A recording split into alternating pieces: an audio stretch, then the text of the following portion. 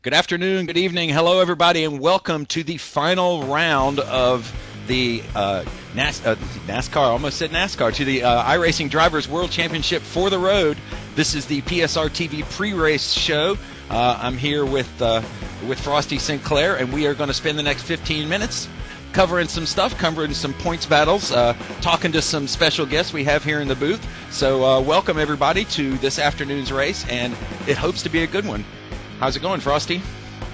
Tom, it's going great, man. It's been an amazing season. Everybody's excited for the last race, even though obviously the Fat Lady has sung, the Fat Lady being Gregor Huttu, locking up the championship several races ago. Amazing job by Gregor. Complete dominance of the series. Even he was amazed when talking to him. He said, he expected coming in he would win maybe 8-9 races if he was lucky. The guy was just amazing all season long. Battles for second and third. Ilkka Happila has a shot at second if Towler has issues. Towler, I believe, has to finish around 17 spots behind Happila. Sean Purdy with an outside shot also if both drivers have trouble to at least grab a third position. And obviously the big talking point is going to be the battle for 30th, which the top 30 drivers in the championship here will advance on to next year's Drivers' World Championship. So we'll keep an eye on that today as well. And I actually do not see Gregor Huttu in my qualifying session. He might be in the other one. Is he actually racing today? No, actually, Gregor is, I believe, taking the day off. He is relaxing on a beach somewhere. Well, that actually opens up something interesting that we didn't see, something we really should mention here. Now, Richard Towler is back. Richard Towler now done with serving his 2-race suspension put down by the competition committee after the mess at Indianapolis. So Richard Towler is back, and 2 weeks ago we had a new winner that we've not had all season, somebody who was not Richard Towler or Gregor Huttu, but Ilkka Happila won 2 weeks ago in Phillip Island. So now we actually get to see a really good race. I believe the competition between Richard Towler and Ilkka Happila could be closer than we've had all season. And just taking a peek at qualifying right now, it's definitely close. I know we got some special guests we want to bring in, and qualifying should be a big telltale story of who's going to take over between Towler and Happila in the final race. And I know we have some special guests we want to get to. Tom, you want to introduce those guys? We absolutely do, and we'd like to welcome into the booth Executive Vice President Steve Myers and CEO Tony Gardner of iRacing. Welcome, gentlemen. Hey, guys. Hey, Frosty. Hey, Tom. Glad to be here. Let me correct that. I believe it was the CFO and the President of iRacing, correct? I'm getting the titles wrong now. I wrote them down 5 minutes ago. Yeah, the President, CFO, and Chief Squiffer and Bottle Washer.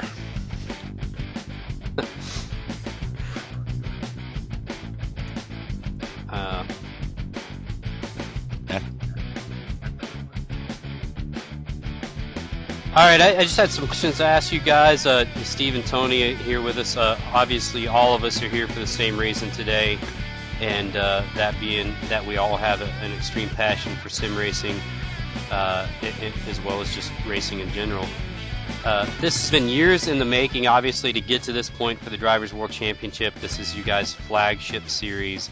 Has it lived up to both of your expectations? And just talk a little bit about how you feel, how it's gone so far in the first year. Well, it's definitely our crown jewel, and it definitely has been years in the making. We started planning this series right from the get-go, well before we opened, and always had a vision of having this series, and we're so thrilled the way it turned out. Probably 4 years ago we started it and started working on the rules and everything else, and we've done this on the NASCAR side and the road side, and we're just thrilled the way it all happened and the way it's turned out. So we're even more excited about the future of this series. So we're thrilled and excited the way it went this year and the way Huttu dominated it and the close fight for second and third. So we're looking forward to many more years of this series down the road. So tell us, you guys hosted an amazing event yesterday, the open house. Let's hear from both of you guys about what you thought about your experience and who you met and what came away from that. Was there any announcements that you made? I know some people got to drive the FW31 and the new MX-5, although I don't believe anybody got a chance to run around Spa. But people did look at Scott Nash's new Shadows that he's doing. So tell us about the experience. What part did you play in it, and would you think it was a success? Yeah, we had a terrific time. It was, we had about close to 60 people, I think, show up. And what's terrific about it is, we're kind of insulated in the company to a certain degree, and we work so hard on this product that we sometimes don't get a chance to mingle with our customers like that, and kind of reminds you, how lucky we are to be doing this, and how great a product it is, and how much joy it actually does bring to people. And it was really exciting just to get to meet some people and talk to them about pretty much we answered any question they asked, and they had a lot of questions, and we did tours. We got to spend a lot of time with Dave and asking him about the new tire model. The changes that's going to bring to the racing, and obviously a lot of these World Championship guys are going to be the ones that are pushing the limit of that next year in the new series. And looked at Spa. Greg did a great tour on how we build the tracks and showcase Spa, and Ian Berwick did a lot of talks on how we build the cars and the work that goes into those. But I thought it was terrific, and actually Sean Cole from Inside Sim Racing was there, so he's gonna have some stuff from the open house on his show. So you should tune into that if you guys want to see that. I second that. It's we're very, very passionate at iRacing. It's a life's work for many of us, and but to see those guys in there and how passionate they are, just makes you feel great, and makes us want to work even harder. And to see people coming from the Netherlands and Arizona and Pennsylvania, Ohio, Nebraska. We're out on the East Coast, out in Boston, Massachusetts, if you can't tell by my accent, and just to see those people all come in so excited and wanting to talk about sim racing, and we just had a ball. So it was a lot of fun, and we were running tours and talking about physics and talking about building tracks and talking about tire models and showing them some of the new stuff that's coming. So we just had a blast. Yeah, sorry we couldn't be there, guys. It sounds amazing. As both of you guys are part of the competition committee, look back, tell us some of the highlights and perhaps lowlights of the season as you guys saw it. Well, there are certainly some highlights, and just like any series, there's always a few issues and some controversies. In this series, there wasn't really that much. I mean, in a lot of ways, Gregor ran away with it. There was some issues with one of the tracks that there was a bump, and that the drivers found, and we fixed that. But this series was very clean. I think about halfway through the season, we were able to get Shannon Whitmore and some other guys inside the race to steward the race, and I think that was a big improvement. I think early on we learned some things about getting more hands-on for the series. I think probably in the start of this we weren't hands-on enough in this series. I think we learned some lessons. It was our first year, and we're going to make some small changes and modifications for next year. But all in all, I think it went really, really smoothly, and we learned some things. Though it was definitely the first year, and I think the drivers we communicated with the drivers better and better as the year went on, and I think we got in a good groove. But I think I think all in all it went pretty well. That's great to hear, and you can't really tell you're from Boston. You hide it very well. I sense a note of sarcasm in your voice. Well, speaking from North Carolina, yes, there's only a little bit there. So you spoke a little bit about Gregor. Let's his dominance and then the fight that went down to the end that Richard Towler and those guys had over on the oval side. let's talk about a little bit about how you came up with sort of the prize money. I mean, are we talking about trying to find sponsors? I know that really the next big step for sim racing in general is probably a TV deal. I mean, talk a little bit about that and the future of like 5 years out. Are we expecting to see something along those lines? Well, we hope and we will grow it. The prize money will go deeper, maybe deeper in the field with prizes. We are working on sponsors. We have had several meetings with sponsors and looking for different avenues to even show this broadcast, not only off of our site but other sites, and finding other racing organizations to get involved. So it's only going to grow from here. How fast and how far it grows, I'm not going to guess right now, but there's certainly a lot of things in the works for this series. So we're excited about it. Well, to follow up, I mean, what do you see in 5 years? I mean, what do you see? What's your hope for 5 years? What does the whiteboard say as a 5-year deal? Well, I mean, a 5-year deal is, I hope, tens of thousands, if not hundreds of thousands of people watching this. iRacing becomes internet racing, and it's a legitimate series. It already is a legitimate series, but it's known. It's known to race fans across the world. I mean, that's really the ultimate goal.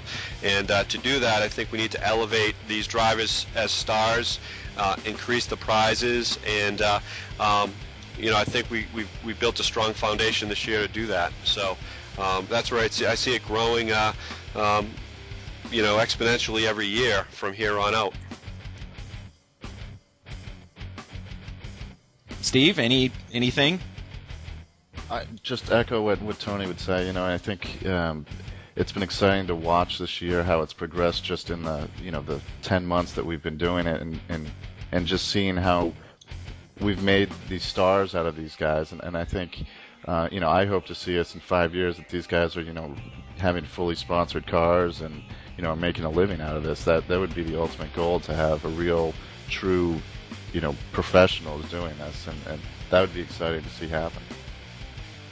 Absolutely, guys. We really appreciate you guys being here, and we all hope that these guys are stars. Like you say, you guys are making stars, and we all hope they are stars for many years to come. And to see them on TV would be quite a sight and be amazing. So hopefully we'll get there at some point. We sure appreciate you guys stopping by. Hopefully you guys will hang out throughout the broadcast. Maybe we can ask you guys some more questions, or at least maybe afterwards having some driver interviews with some of the participants. As for right now, we're going to take a short commercial break, and then we'll be back to start the race here on PSR TV. Thanks, Frosty. Thanks, Tom.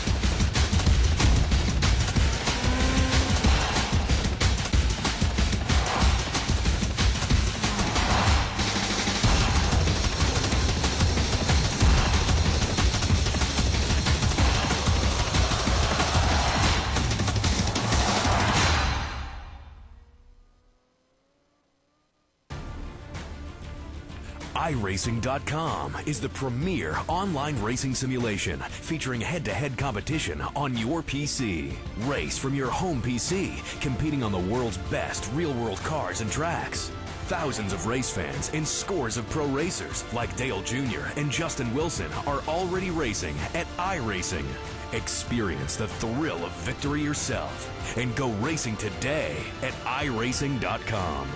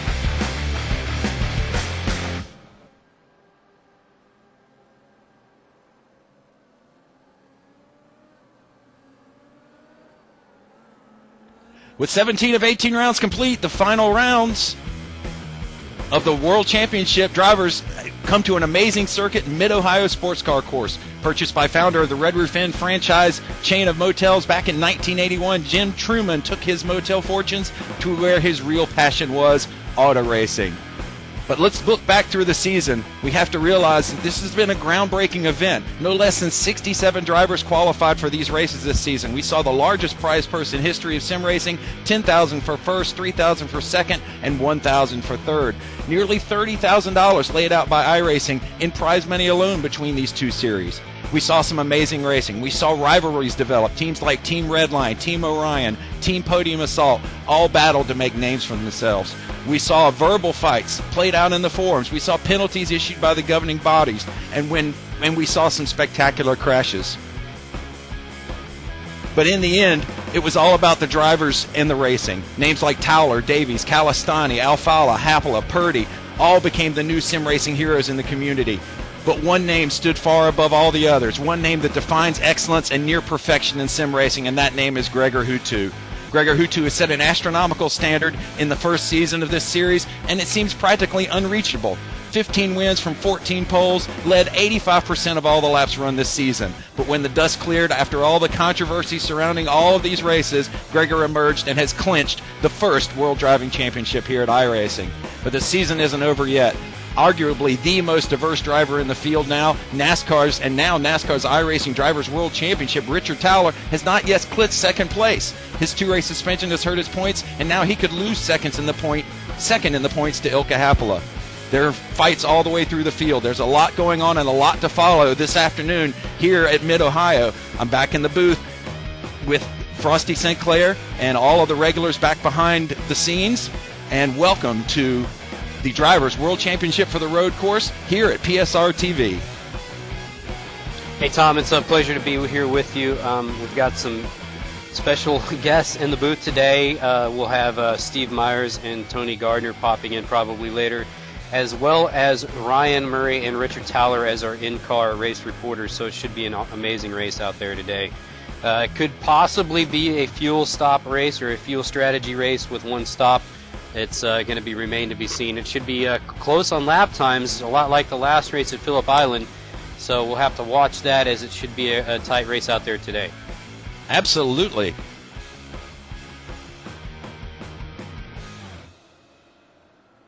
So we'll be right back after this.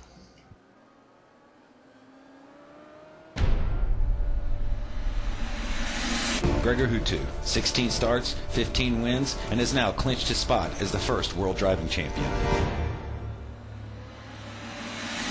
His rivals, Richard Towler, we knew he was good too. World champion on ovals and currently second in points on road courses. Ilka Hapola, Team Orion shining star who took the win in the last round at Phillip Island. His teammate Sean Purdy has played second fiddle to Ilka all season. They are all in a fight and have something to prove, and they are all that good. The final round starts now, right here on PSR TV.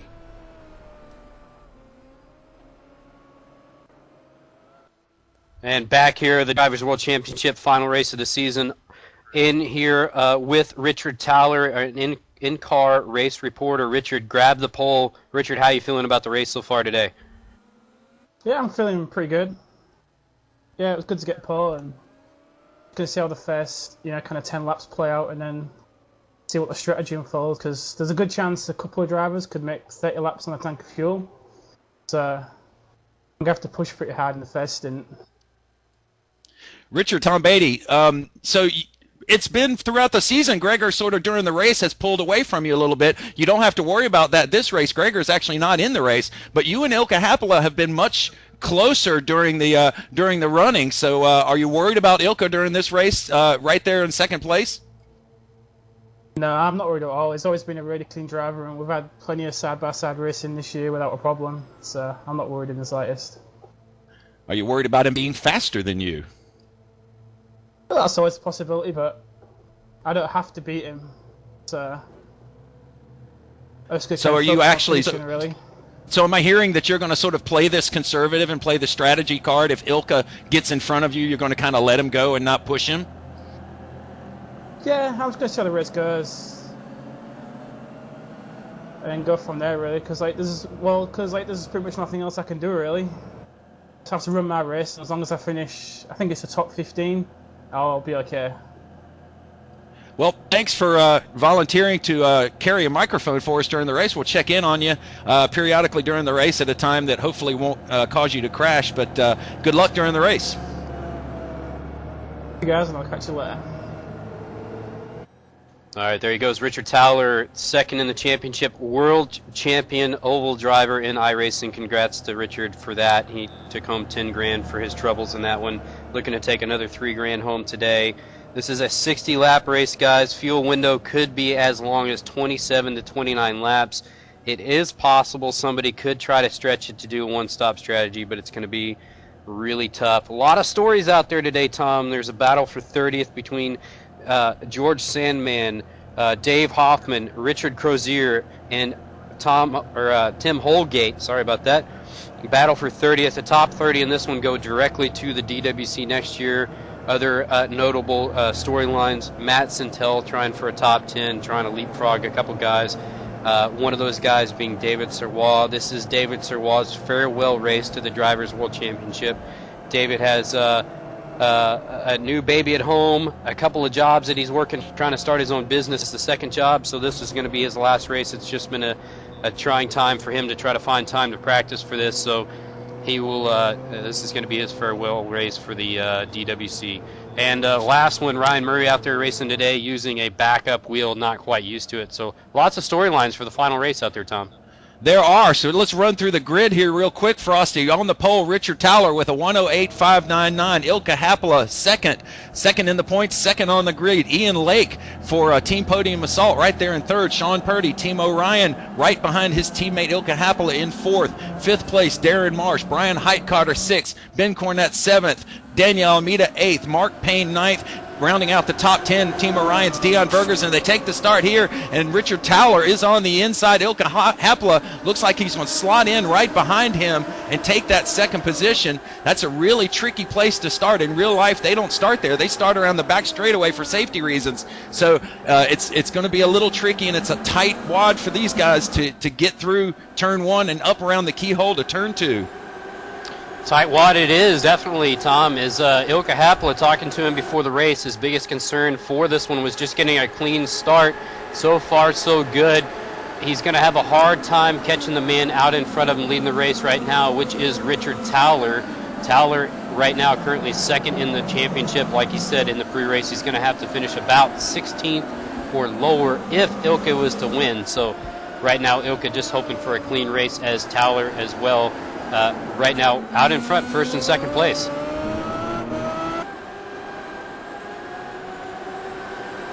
So yeah, we were talking about the storylines. Let's run through the rest of the top qualifiers here. Qualifying 11th was Ray Alfala. He's in a fight. Brad Davies also in a fight. Matt Sintel, as you said earlier, qualified 13th. Needs to do well to leapfrog Brad Davies and David Serrois. Sounds like car 18's got trouble on the front stretch. That's Derek Wood, and he is into the wall. Derek Wood is into the wall on the front stretch coming out of Carousel. Let's see who he got tangled up there with. That's a heck of a welcome back there for Derek Wood. Taking a look at it on replay right now.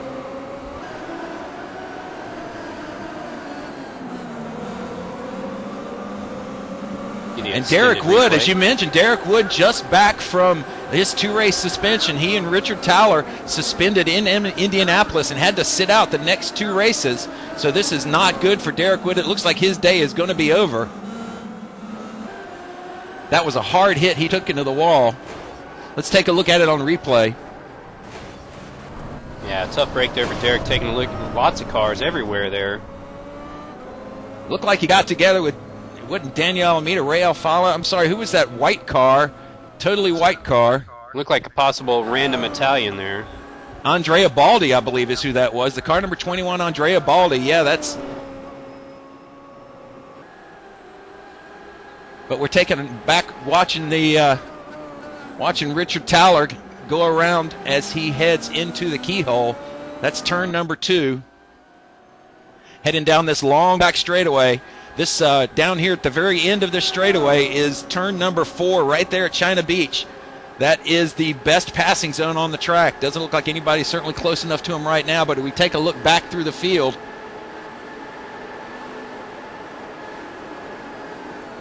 taking a look at the Ray Alfala, Richard Crozier, Mark Payne battle.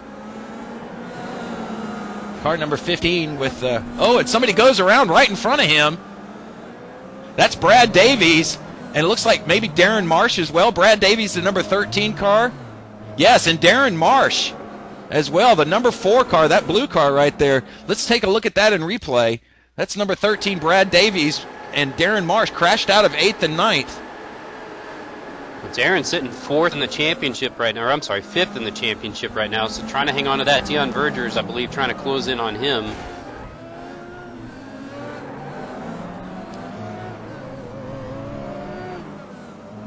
Yeah, and that's out of turn number 5.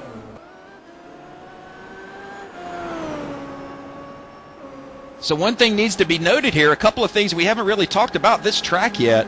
We talked a little bit about turn 4 being the best passing zone. That's turn 5 and turn 11, I believe, after Thunder Valley. Those turns are very light in the loafers. You kind of go up over those and you lose all of your weight, comes up off the car, and you really almost have no control, certainly no ground effects or no downforces in play there because you're not going really fast enough. I took these cars out a couple of nights during this week, and it is a really tricky track with these cars. Yeah, definitely, Tom. There's a couple of the corners that can, like you say, you just lose feel in the car basically when you're cresting those corners, and it can be tricky.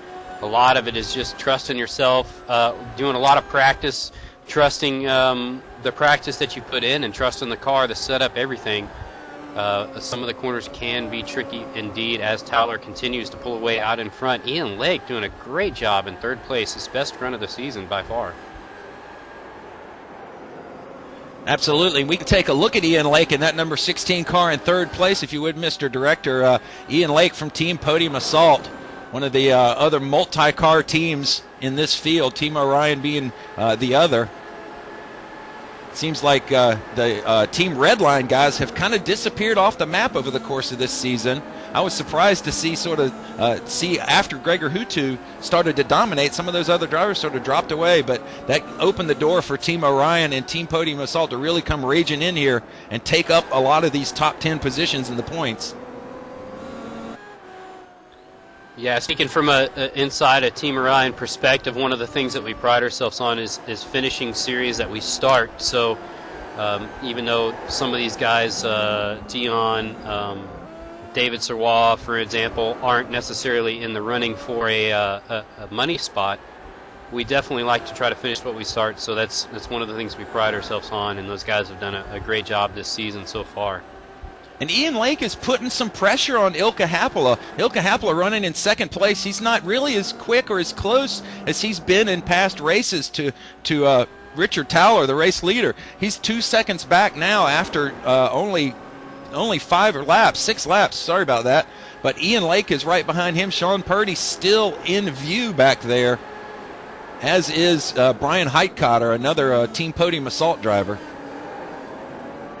Yeah, Podium Assault's definitely stepped it up for the last race of the season here. Also interesting to mention, we were talking earlier, Tom, about that battle for 30th. The top 30 guys will go directly to the DWC next year.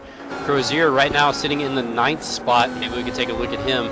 He was talking before the race about he wasn't exactly loving practice earlier today, but right now doing a good job. There are a lot of pro guys, or at least I shouldn't say a lot, probably at least a couple of pro drivers right now that are watching Crozier's pace or overall finish here today, because right now Crozier is in the top 20 of the pro division, which would bump him back up into the DWC. But if he finishes in the top 30 here, that would leave another spot open in pro. So some of the pro guys out there watching today are cheering for Richard Crozier. Right now sitting in the 9th spot, looking like could have a good shot to leapfrog a couple of his competitors into that 30th and final transfer position. Well, let's take a look at that then. Richard Crozier currently sits 32nd in the World Drivers' Championship, and pardon me if it's really, as you mentioned during the pre-race show, it's pretty difficult to figure this out without drops. So it does look like Richard Crozier is currently in the 9th position. Somebody else fighting for 30th position is Florian Goddard, our video guru and editing king of all iRacing world. He's currently 29th in the World Driving Championship, sitting 11th in the race right now. Somebody else who's in that is Dave Hoffman is in this race as well. Let's see if I can find him quick, and I can't. Oh, there he is, down in 22nd. And George Sandman also in that race for 30th, sitting 19th. So we're going to let this race sort of play out a little bit further, and we'll come back to this this subject a little later on and see how this race kind of plays out to see how 30th position is going to end up. Yeah, I believe we're taking a look right now at Crozier trying to chase down Ray Alfala. Ray doing a good job last weekend at the Intel GP Masters to qualify for the finals in Germany. So a trip to Germany in store for him as he currently sits in the 8th spot. Crozier trying to chase him down in 9th as we were on board with Crozier there momentarily. So we are looking at Ben Cornett, Ray Alfala, and Richard Crozier currently on screen. Ben Cornett earlier in the season was sitting in 3rd. He was in the final money-paying position there, Tom, but has had some trouble and not able to hold on to that spot. So looking for a good battle here, a 3-way battle for 7th, 8th, and 9th at the moment.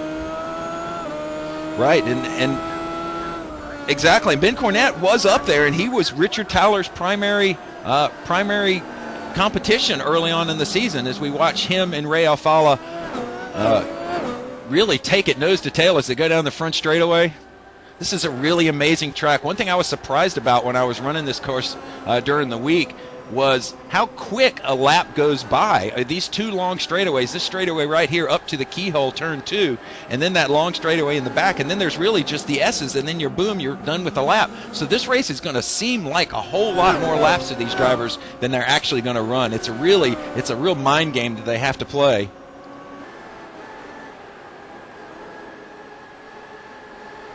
So we take a look.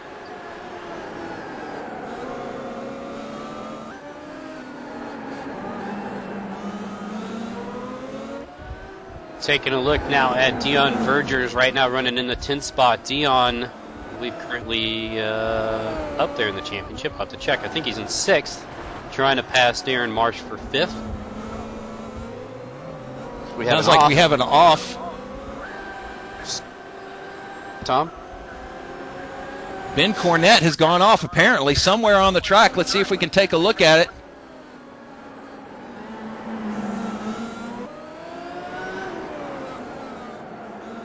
Sounds like Goddard has a pain. No, that's not what we were told. Ben Cornett still in 10th place. Oh, okay, he is off, so he is now dropped out of top. Oh, no, there he is. He is actually in 10th place still. That may have been some misinformation. There's a lot of dust being kicked up around here.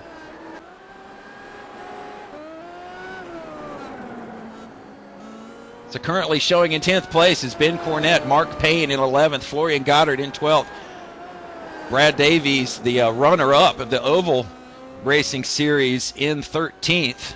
Lucky number for him, I'm sure. Speaking of confusion, Tom, we are watching Towler right now out in front as we get the rest sorted out.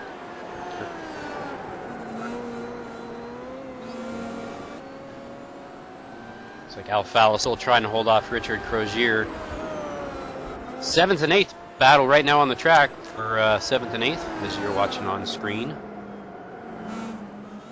Let's talk for a second, Frosty, about Richard Towler and Brad Davies here. That something, at least on the road side, that's gone sort of untouched as far as the discussion is the how good these guys are in multiple disciplines. Richard Towler, probably the most diverse driver out there, to run first as an oval driver, really be able to jump right into a road car and nearly dominate the road series as well, coming in 2nd place. Yeah, Tom, there's quite a few. There's Towler, there's Davies, there's Alfala, Derek Wood. There's quite a few Goddard. of these guys. Yeah, Goddard, that are all really good in both disciplines. I know that Towler got a start in road racing, obviously being from Europe, but then transferred over to oval racing, I believe back in either Escores or Dale Jr.'s league. Trying to remember the name of that league here. I'll come to me in just a second. But I believe he ran in both and got a love for oval racing in that, and has been amazing in both, obviously, as he won one and is going to finish second in the other. So Richard Towler, obviously an amazing driver, but yeah, quite a few of these guys very good in both disciplines.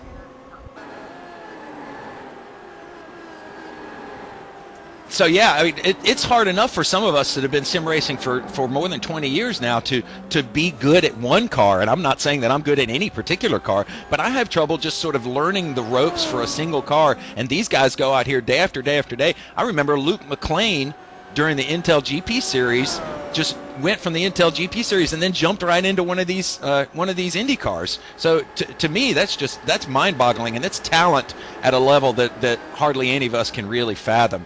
But real quick, as we run around here on lap number 12, let's run through the runners. Let's run through the field here and see where your favorite driver is currently at. Still up front right now. There hasn't been a real change up there. Richard Towler is first. Ilka Happela is second. Ian Lake is third. Sean Purdy is fourth, and Brian Heitkotter is fifth. Picking up with the sixth spot, Daniel Almeida, followed by Ray Alfala, Richard Crozier. I believe we're on board with Crozier at the moment. It looks like his car anyway. Dion Vergers in the 9th spot. Ben Cornett in the 10th spot. Mark Payne bringing up right outside the first place, outside the top 10. Brad Davies in 12th now. Florian Goddard 13th. So Brad Davies actually got around Florian Goddard somewhere. Ryan Murray in 14th, and sim racing legend Matt Sintel in 15th. And Ryan doing a good job with that backup wheel of his. Running in the 16th spot, Darren Marsh after some trouble early on. Andrea Baldi running in the 17th spot. John Prather, who said he wasn't even in the race and joined us in the booth because he was having issues with the track, doing a good job in the 18th spot. George Sandman, who asked me for help earlier on in the day in a practice session, and I told him to add an R to the end of his first name to be Georger Sandman, because that would make him faster, running in 19th, and Jan Ziliakis running in the 20th spot.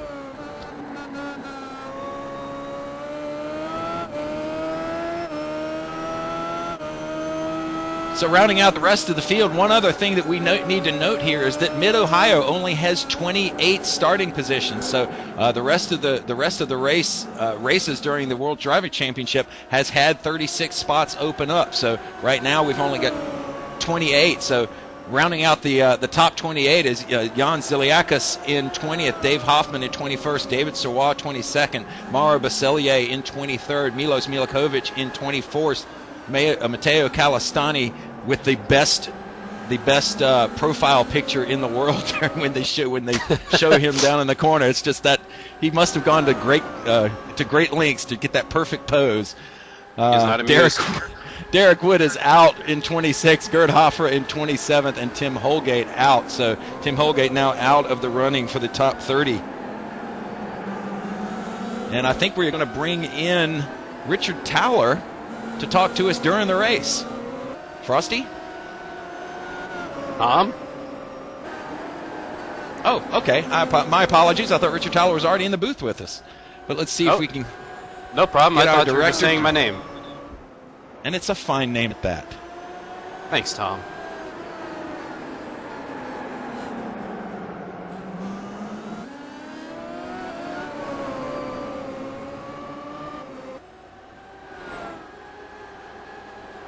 So as our director jumps up there to grab Richard Towler and drag him kicking and screaming into the booth, so we can fault ourselves for crashing out Richard Towler. Richard Towler, this is Tom Beatty in the booth. How's the race going? Things going pretty well, I think. The car seems pretty quick. I've just got to see what the fuel strategy ends up. Stand by just a second there, Richard. We've got an accident on the track. Mark Payne and Ben Cornett look like they have gotten together. Yes, they have.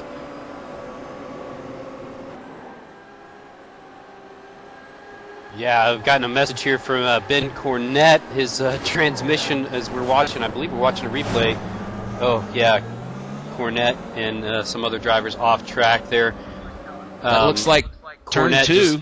Yeah, Cornette saying, honestly, it never ends, so that's never a good sign. Ben Cornette certainly has some colorful chats during the race, but we'll get back to that in just a little bit. Richard Towler, once again, so how are things going? Are you happy with your pace? You're 3.5 seconds ahead of Ilka currently.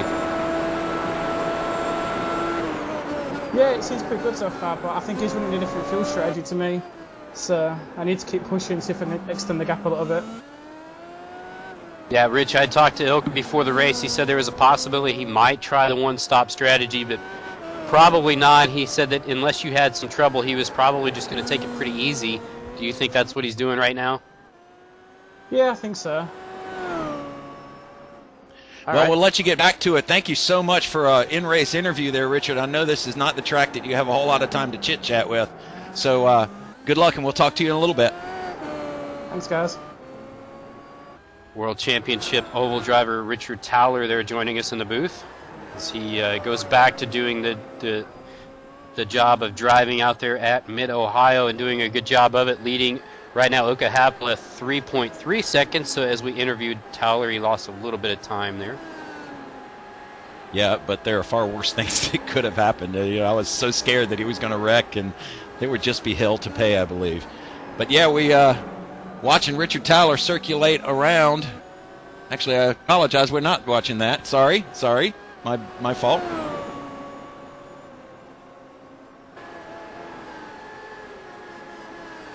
We are watching Daniel Almeida on track.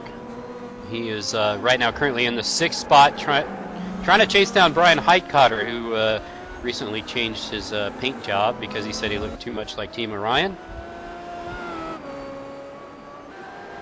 Don't know that that's a bad thing. Team Orion has one of the best paint schemes out there. I would agree. Also have we still have president of and CFO of iRacing in the booth here with us, Tony. So what do you think of the racing so far? Well, it's a great race, and Richard's doing it again. I've got about 50 people crowded around my computer screen watching the race, so I want to give a shout out to the Westfield State gang watching this race with me.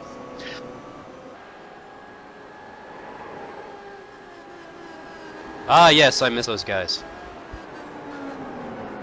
My old job, I believe.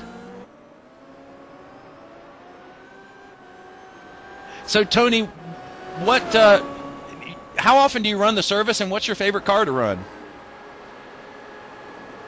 I drive every day. I do a lot of testing. I jump into a lot of practice sessions, and honestly, I shouldn't say this on a road in our road series, but I do love to drive the C truck. I jump in that a lot, and I get into practice sessions a lot, and I bounce around though. I like to jump into various races. I do a lot of the D and the rookie. I do some Legends races and things like that, but I definitely drive every day and have a lot of fun with all the cars and tracks. What was your last race, and how good did you do?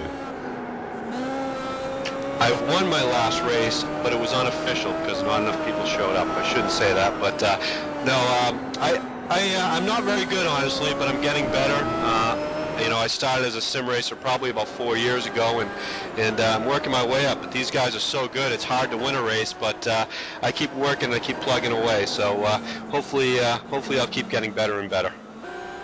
Yeah, that's one thing that goes. Another thing that's covered a lot here during the races is that we call these guys like the Matt Sentels and the George Sandmans and those guys. We call those guys sort of midfield guys and back markers. But if they get into a regular server, they are going to stomp your butt, and there's no way around it. I mean, these guys are the best in the world, and I think that it's high time that we see this sort of driving. Open up to a wider audience sooner rather than later. Yeah, exactly. These guys are so talented. It's unbelievable. I'm good enough to realize I'm not any good, and that's about it. But it's just like anything else. You really have to work at it and practice and learn from others that are better than you. And that's the process I'm going through, and I'm enjoying it. That's the fun of it. If it was easy, then it wouldn't be any fun. So I'm working at getting better and having a lot of fun doing that. Tony, we're watching an amazing battle right now on track between Darren Marsh and Mark Payne as they're battling for 14th and 13th. Is there any, as we're watching this really good battle, we're watching Darren trying to work his way back up through the field. Tell me, who has been the biggest surprise for you this season? Has it been Gregor's dominance? Has it been Towler being a great oval and road course driver? What's been the biggest surprise for you so far in the DWC Road Division? Well, it's definitely, I knew Gregor was great, but I didn't know he was this great, and that has to be surprise number one. And then guys like Richard Towler that can do it on both series. That's just amazing to me to have these guys spend so much time and to be good at two different disciplines and have the time and the talent to do that. It's just been amazing. It's just incredible, and a lot of guys like that, Brad Davis in both series and being so good in both. So it's amazing. Sorry to interrupt you, Tony. Richard Towler. Go ahead. Sorry to interrupt you, Tony. Richard Towler, our leader, is on pit lane, so that's going to hand the race lead over to Ilkka Happila, who we've heard might be on a different race strategy. So Richard Towler, out of 60, is going to divide this race into equal thirds. He's pitting on lap number 20. Oh, sorry, that's lap number 21. Richard Towler is now out and is headed up towards turn 2. So now we need to watch Ilkka Happila and see if he's going to take those extra 7 or 8 laps to make this a one-stop strategy and try and win this race, take this race right out from underneath Richard Towler. Yeah, my opinion there, Tom, being talking to Ilkka a lot before the race and being his teammate, he said that unless something happened to Rich, he was probably just going to take it really easy, and he was concerned about the first couple of corners of the race, first lap, but other than that, he said unless something happened to Rich, he was just going to take it easy. So I doubt we're going to see Ilkka try the one-stop strategy, but it's very possible that somebody, as he does stay out, is it very possible we might see somebody further back in the field try that one-stop strategy. Not to mention, Tom, that Ilkka does have a baby on board now, so that does add weight. He does. The young Phillip Island Happila, I believe. Absolutely. So yeah, while we watch Ilkka Happila now, we're watching Richard Towler circulating around. Now we're jumping around again to Ray Alfala race. Ilkka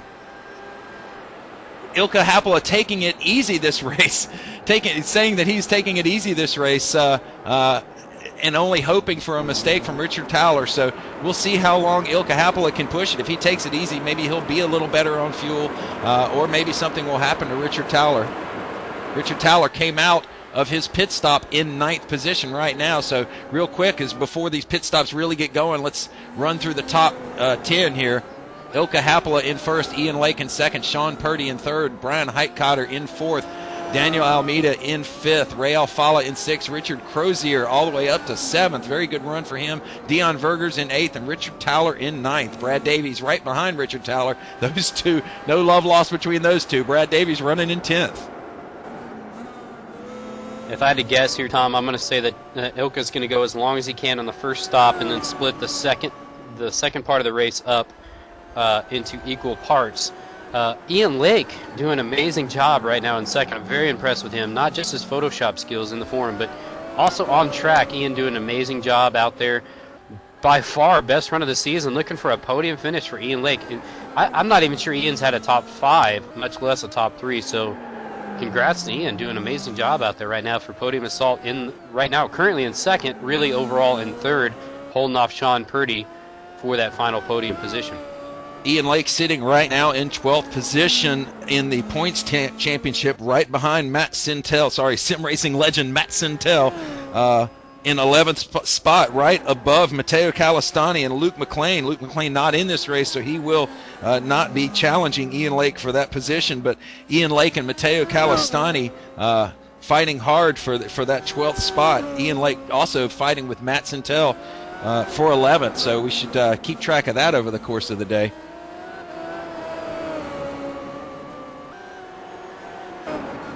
So Daniel Almeida out of 5th in the pits now.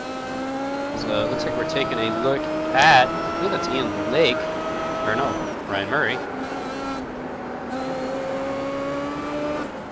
Ryan Murray, one of our in-race reporters. I wonder if we could get a, well, he's in a tight battle. We probably shouldn't be disrupting him. Ryan Murray still carrying that new Inside SimRacing.tv and his Rachel Bianco girlfriend's model website livery that he introduced 3 races ago. Yeah, I actually went and looked at her Facebook page to try and get a pronunciation of it correct because Ryan told me how to pronounce it right, and I think I'm getting it wrong again. So apologize to you, Rachel, if I can't pronounce your last name, but good luck with the website and the career. I hope Ryan is doing you some good by carrying your name on the livery of his car this season, albeit down in 13th position. Looking at a quick replay here, Tom, of someone. Jan Ziliakis looking like he's spinning off the track, and that is going to hurt his lap time, Tom.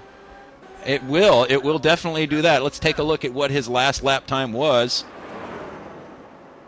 Actually, I couldn't quite catch to see. It looks like he went off in the keyhole up there in turn 2. So there's a lot of going off there, and people must be missing their braking point up there. And it's an interesting little approach to that. I mean, the turn is trickier than you would think. I mean, from the map, it's a simple 180-degree turn, but when you're actually in the car, it's a very, very late apex. You got to get a fantastic launch off that down to turn 3 to where the Foes start-finish line is down to turn 4. And yes, it did hurt his lap time. It actually did a 128 last time, and he's been turning 112s prior to that. So yeah, that is definitely slower. I just checked, and that is a slower lap time. And we are now looking at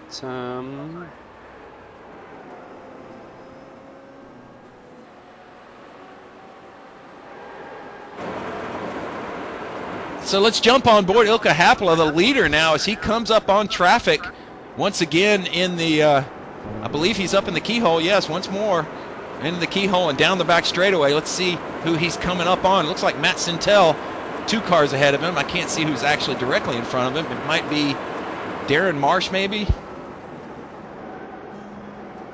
Oh, that's Mauro Basellier, I believe. Mauro Basellier is now directly behind him. That is how fast Ilkka is. So now he is ready to overhaul sim racing legend Matt Sintel in that predominantly blue car with the gold roll hoop and the gold nose. Coming into Carousel.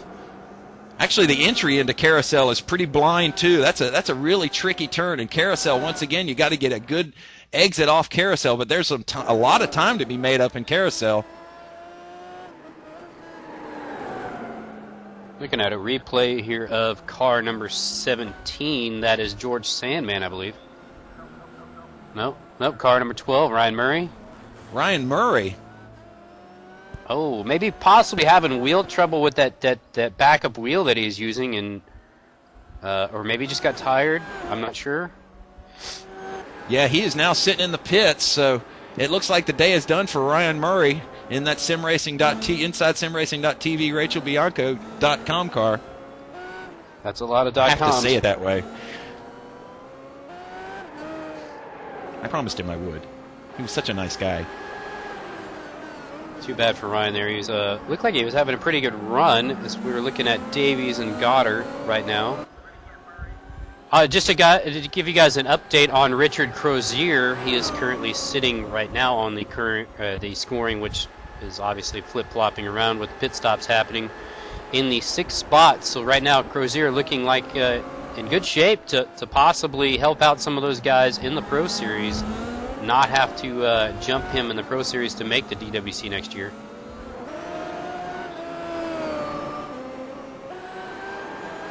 Some Ryan trouble out there on the Murray. track. What happened there, buddy? I was coming out of that final corner towards the pit entrance, and the tire just blew, so I just pulled off into the dirt and reset the car instead of trying to limp around.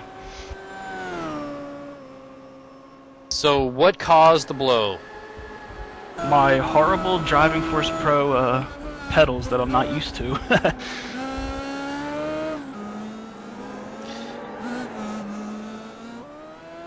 Well, Ryan, so look back on the season. How's it been? What have you thought of now that it's over, I guess for you, somewhat tragically, how's the season been for you? The season for me it's been enjoyable. Like, it's the most fun I've ever had in sim racing, and it's just one of those experiences where I don't think a lot of the people actually get it until they're in a field where a half a second will either put you on the pole or out of the actual field itself. Happel into the pits. Lap 28. So the leader, Ilka Happela, is now into the pit. Sorry about that, Ryan. Take just a quick look here at Ilka Happela going into the pit. So it looks like on lap 28, 29, Ilka Happela is not going to do a single stop stretch. Well, actually, he could still stretch it out. This is going to be tough. It depends on how much fuel he's got left now.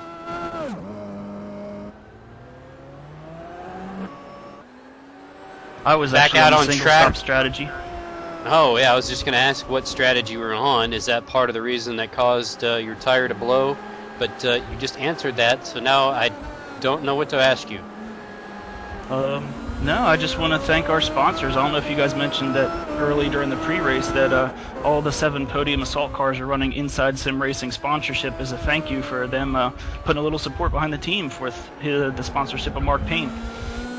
Oh, quick note here before. Sorry, but Ryan, I don't mean to interrupt you or Tom, but I'm going to because Ilka Happela has made it in and out of the pits ahead of Richard Towler. So Ilka right now holding the lead. And it's curious, it's going to be, both of these guys are in a position to where the win really doesn't, I mean, it's a win for sure in the Drivers' World Championship, which is very prestigious, but other than that, it doesn't mean a whole lot because either one of these guys throws it away and they could lose a lot of cash, Tom. Yeah, that's true, and that's interesting that Ilka was able to get out. I think Richard Towler, who said he was taking it easy this race, may have been taking it a little too easy. So now Ilka Happela and Richard Towler nose to tail into turn 1 and up the straightaway, up that short straightaway to turn number 2. And we'll see if Richard Towler has anything for Ilka Happela. He said he was going to take it easy, but that's just not Richard Towler's style from the Richard Towler that I know. So let's see as how this plays out. Maybe Ilka, now carrying a much heavier fuel load than Richard Towler, is going to be slower, and Richard Towler could find a place to pass. Here's a good place right down here, and he ducks inside. No, he's not close enough. Yeah, it wasn't close enough there for sure, Tom, but he's going to give him looks like that just to throw Ilka off. Be interesting to see if Richard would be willing to do an interview right now.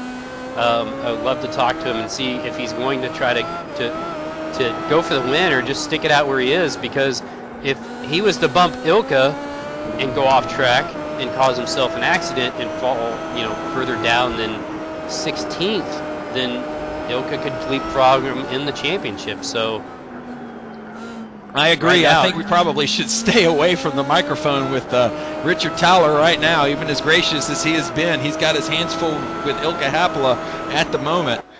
Let's run through the top 10 real quick here as we circulate around. At the midpoint of the race, lap number 31, Ilka Happela now in the lead after the pit stop transition the quicker pit stop that he was able to make, and Richard Towler following right behind him. Of course, Richard Towler in second. Dion Vergers from Team Orion up in third place. Back behind him now during the pit stops, it looks like Dion may have passed Ian during the pit stops. As we were talking about Ian earlier, he was up in third. Sean Purdy in fifth place. Daniel Almeida in sixth. Florian Goddard up to 7th. I don't know if he's pitted yet. We'll have to check on that. Brian Heitkotter in 8th, Richard Crozier in 9th, and Ray Alfala rounding out the top 10. Yeah, actually, Tom, I was just going to cut in on and say that the reason that Dion is up into 3rd is he has not pitted yet. Neither has Florian. So both of these guys going for the one-stop strategy right now on lap 31. This would be the halfway point of the race. This is where they're going to have to pit. So let's see if Dion and Florian can both make it back around to the pits before they run out of gas. I tell you what, if Florian or Dion and Dion into the pits, so he's going to make it. He's following car number 9 into the pits, who is John Prather. So our PJ Lucy Goosey was telling us that the chat room, 26% of you guys have never watched a race before here at PSR TV. So maybe Frosty, if you'd like to run through the service a little bit and tell us what we're watching. I would love to run through the service, Tom. If you guys are watching for the first time, this is Internet Sim Racing or Simulated Racing.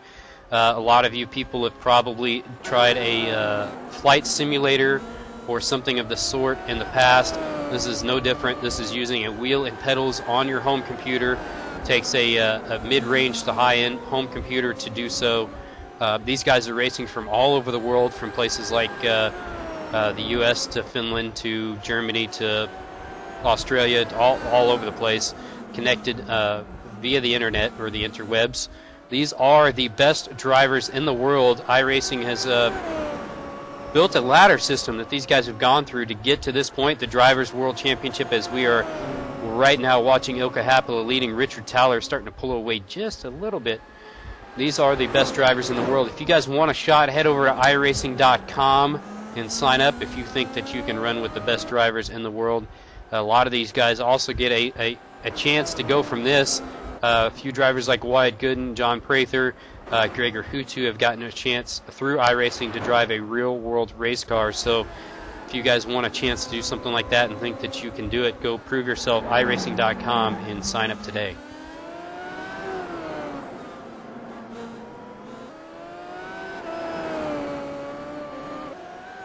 Right now, still taking a look at Happila out in front. Thaler chasing him down. About half a second between those two guys. Ian Lake about 6.5 seconds back from this battle. Sean Purdy not too far behind, 9.5 seconds. Dion Vergers was able to make it in and out of the pits right now in 8th. So you expect that him and Florian, who is still out on track on the one-stop strategy as well, will leapfrog quite a few people when these guys make their second stop, Tom.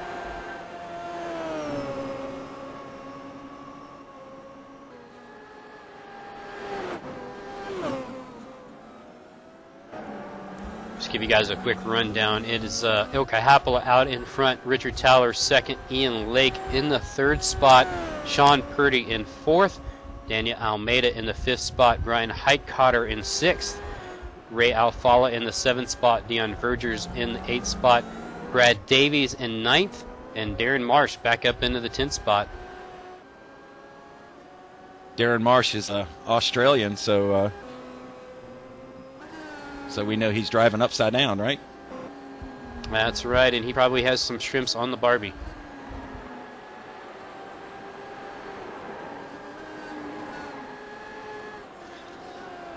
Right now, taking a look at John Prather and Florian Goddard.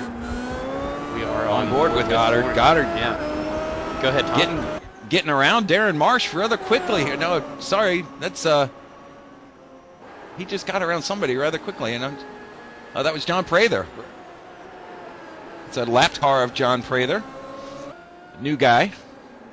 John was saying before the race he was having some trouble with his pedals, so like I said, he had mentioned he was considering not running the race, but doing a good job out there, considering he is having issues with his equipment right now, running in the 22nd spot. Florian Goddard from Team France does a fantastic job with iRacing and putting together the entire episode of iRacing TV. Sean Siff and I do some things for him, but Florian Goddard, actually the producer of that program, doing a fantastic job. I know that episode 4 is out and episode 5 is getting ready to start work on that, so hopefully we'll get that out in the next 30 days or so. Florian does a fantastic job, even with his limited English skills, manages to get his point across to us and the things that we need to do over here. Tom, I was just doing some math, which I'm not real great at, but awesome. I would assume that Ilkka pitting on lap 28, I believe is when he pitted. He's going to probably split these last 2 segments up in half, so I would imagine you're going to see him in around lap 44. In Thaler, I would imagine you're going to see him do something different, whether it's come in earlier or later.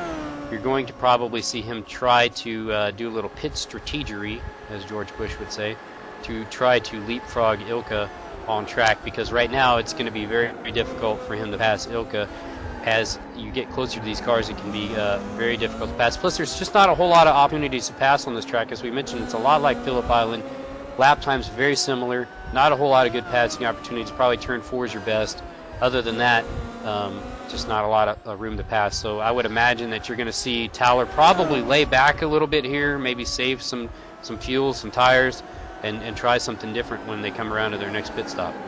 I tend to agree with that. I talked to Richard Towler earlier in the week. He did say that there is a possibility, if you get a good run out of Carousel, that you can sort of sneak past somebody in turn 1, but you do risk putting that person off into the grass there right at turn 1 if they even go just a little bit wide. It doesn't take much to step out right there, to step out and really sort of upset the car going over those curves. But right now, we should probably go back and take a look at the battle, at least the positions of the fighters for, as Simon would say, the runners and riders of the guys that are fighting for 30th position. George Sandman's currently in 16th position, in 28th in the points, 16th on the track. Like we said, Florian Goddard is now 11th on the track, having a fantastic run so far today. He's back a little bit right now, but he is on a one-stop strategy. Dave Hoffman is actually down a lap now in 17th position, is 30th and on the bubble for dropping out of the DWC, the go-ahead drivers for the first 30 that iRacing said. Tim Holgate is currently out. In fact, he was the first runner out this afternoon in 28th position. Yeah, and Tom, we had someone in the audience ask why Ilka or any of the other guys would split the last stop or the last two parts of the race. Some reasons for that: you want to try to stay out as long as you can at the beginning because you don't want to encounter slower cars. If you were to pit early, for instance, you might be behind guys that have qualified behind you. They might slow your lap times down. This far into the race, it probably doesn't matter quite as much, so splitting it up, you're going to be running pretty equal lap times. The other alternative, obviously, is to run as deep as you can into the race and make a pit stop as late as you can, probably 3 or 4 laps left to go, and do fuel but no tires. But from what I've understood from talking to the drivers, there's not a whole lot of difference in a full fuel capacity versus a lower fuel capacity on these cars as far as lap times go. So splitting it up probably is not a whole lot different than running longer. What's going to make the difference is just whatever these guys decided at the time when they came into the pit stops the first time, because it's all up to them. They don't have race engineers telling them, okay, this is probably the best thing to do. These guys have to make up their own minds, and so whatever it is what it is at this point. Whatever Towler and Hapola have decided, it's already written, and so these guys are in their minds. If Hapola knows that he is splitting it up, and Towler knows he's doing something different, Hapola might think, he's got to push, and this is his opportunity, and Towler's might be on a different strategy. It's kind of up in the air. We'll have to wait and see.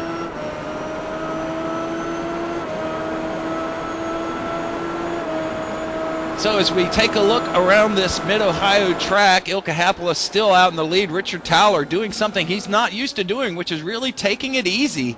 And really, I think he's going to let Ilka Hapola, unless the pit stop exchange is going to be something interesting. Let's see if, as we see a Team Orion driver pull over for both of those drivers as they pass by. Ilka Hapola in the lead, Richard Towler in second. Let's think about, Mr. Director, bringing Steve Myers into the conversation and see if he, with the competition committee and Executive Vice President of iRacing, see what he has to say. Steve, welcome back to the booth. What do you think of the race so far? Thanks, guys. It's been a great race so far. It's been interesting to see the different strategies here playing out. And Ilka, to that great first run there, was able to pass Richard in the pits. So it's going to be interesting to see how this plays out. Steve, talking to a lot of drivers, I know there was some, I don't know if you call it controversy, but there was definitely some discussion. I know iRacing does a really good job of talking to the Drivers' World Championship guys as to how these races should play out. There was a lot of talk as Ian Lake making a pass there on, I think that might have been Heitkotter, but his teammate, Brian Heitkotter. Yeah, sorry about that, Steve. Back to my question. It's more of a fuel strategy type race than we have seen previously, which the Drivers' World Championship guys have said that they didn't really care for. Is this something that you like to see? Because it does add something extra to the race, doesn't it? I actually like strategy races myself. I don't think we particularly set any race distances to be a fuel strategy race or not. So if it turns out that way, I think it's interesting from my perspective at least to see a race have some strategy like that. But I think with the way that some of these races have gone this season, we should probably do some more things to try to mix up the field, because Gregor kind of ran away with a lot of these races. So kudos to him. I mean, he actually must have put a lot of work into his setups and practice and everything. But I like to see some strategy happen in the race. So in other words, you're thinking of weight penalties for next year, right? I threw that out there in one meeting. I know. I said we gotta start putting some weight on Gregor to get him back in the field a little bit. So who knows what we'll do for next year. Well, I've heard that he likes milkshakes and beer, and he likes them together, so maybe that would work. But actually, the thing about Gregor in fuel strategy is that I think he's probably better than anybody else in this field on fuel. Like several of the races that were going to be fuel strategy races, he was probably the only one that was going to be able to make it. So you're going to probably have to find something else to slow that guy down. Yes, it looks like the only way we can screw him up is to have him, do a race from someplace other than his own cockpit at home. Yeah, and I thought that was a sort of humorous bit part of the season, is that really the only person that got in the way of him doing a perfect season was the iRacing staff by giving him this fantastic ride opportunity with the Star Mazda. Tell us about that. How did that come about, and how do you think he did? What do you know about it? What can you tell us that we've not already heard? Well, yeah, we. I think it's been pretty clear through, even before iRacing started, that the talent that Gregor, is in sim racing, and I think. It's, at least for myself, it's always been kind of a personal mission to try to get sim racers into real race cars. And earlier this year, we've had an association with a TV show called 3 Wide Life, where we've gotten the ability to do segments on their show about things that we've wanted to do. And so one of them that we came up with was that we wanted to put Gregor into a race car. And what was great about it is that Top Gear magazine had started wanting to do something with Gregor as well, so we kind of combined forces, and I have to give credit to Steve Potter, our director of communications, and he really kind of put the two things together and championed the whole process. But so we combined forces, and we put Gregor through a 3-day school down at Road Atlanta, and then Mazda and Skip Barber were huge in being able to put this all together. But Mazda arranged to get the Anderson Racing Team in the Formula Mazda series to let him come down to a test session at Road Atlanta and do a full day of testing. And what's great about it is that we got all of this on film too, so we should have a nice little mini documentary here to the next month or so that we'll put out and let you guys kind of see for yourselves what he kind of went through and what he got to do. And I can tell you just from seeing the footage, the onboard footage from his Star Mazda test, and it's unbelievable how incredible he did at that and how fast he was able to go, and I was blown away. Yeah, definitely, Steve. I've talked to Gregor, and he did an amazing job there. I know even when he got to Atlanta, he wasn't even feeling all that well, and that's something that wasn't all that publicly known or made known, and for various reasons, I'm sure. But he did. 1 second, Frosty. Ian Lake in the pits from 6th position. Ian Lake in the pits from 6th position. So he's getting his fuel stop here on lap number 44 with 16 laps to go. Ian Lake comes back out now, I believe, down in 9th. So sorry about that. No problem. Actually, I was going to mention that just next, that he looks like he has chosen a different strategy, and possibly that's why Ian was further up in the standings than maybe we were used to seeing him. Maybe he was running a little lighter on fuel, although he did have an amazing qualifying session, so you could take that away from him for sure. But right now, top top running order. Ilka Happel out in front, still yet to pit, lap 45 right now. Richard Towler in second. Purdy back up into the third spot, where we have seen him a lot this season. Sean Purdy doing an amazing job right there in third. Daniel Almeida having a great run in fourth. Heidkotter in fifth. And we see fourth place, Daniel Almeida, number 22 car, also in the pits. I believe I see a Team Orion car in there as well. Is that Sean Purdy? No, it's not. David Sirah? Yes, David Sirah. And George Sandman also in pits. George Sandman in a fight for that 30th position. I just once again wanted to quickly mention David Sirwaz. This is his farewell race to the DWC. It's going to be sad to see him go, as we are watching Ilka now dart into the pits on lap 46 as he comes by the stripe.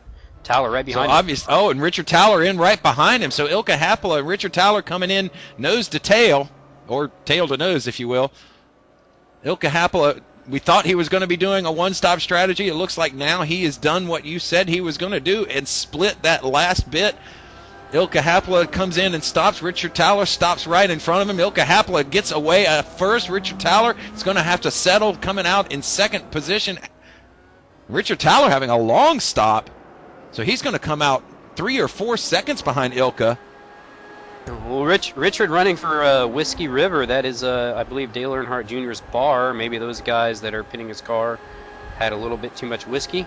Sean Purdy now out in front. Maybe Sean possibly doing the long first 2 stints and the splash of fuel at the end.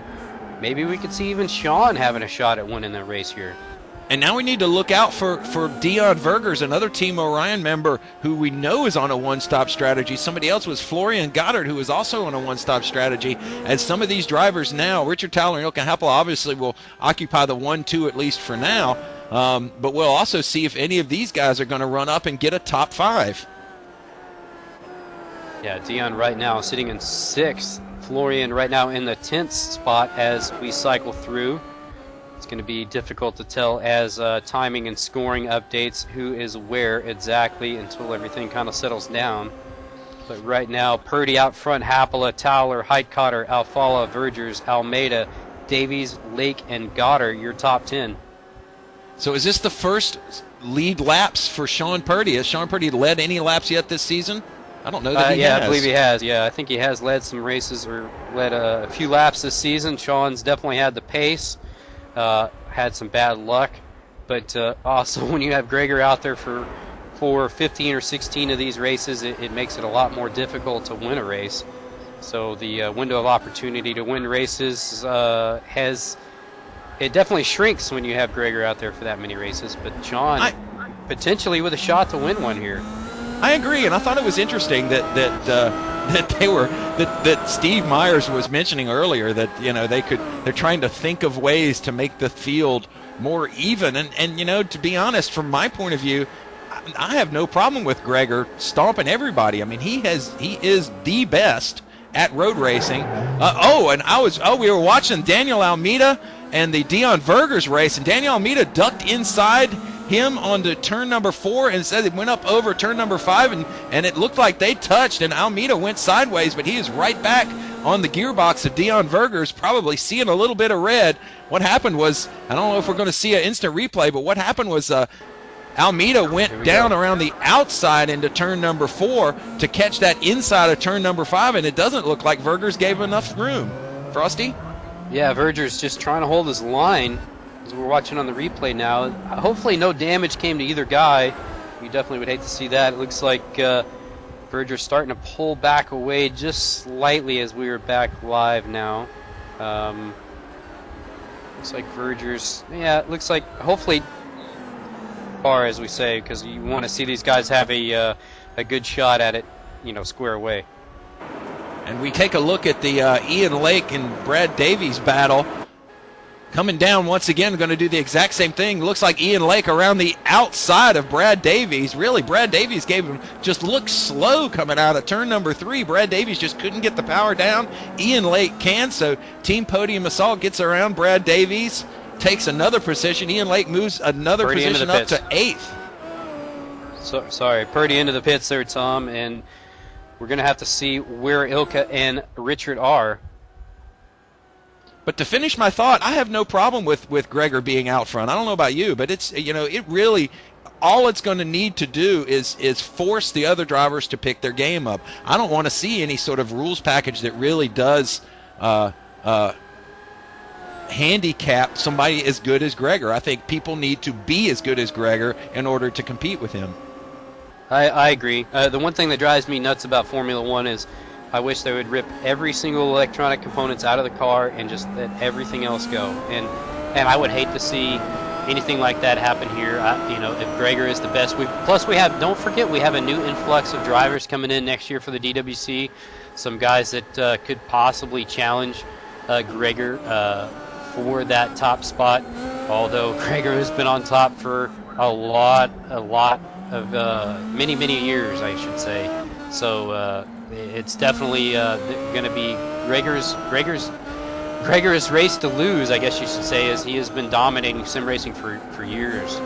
Absolutely. As we go aboard Daniel Almeida, as he is right behind Dion Vergers, and look right behind him, Ian Lake and Brad Davies coming up behind. So there is going to be a four-way battle for sixth position.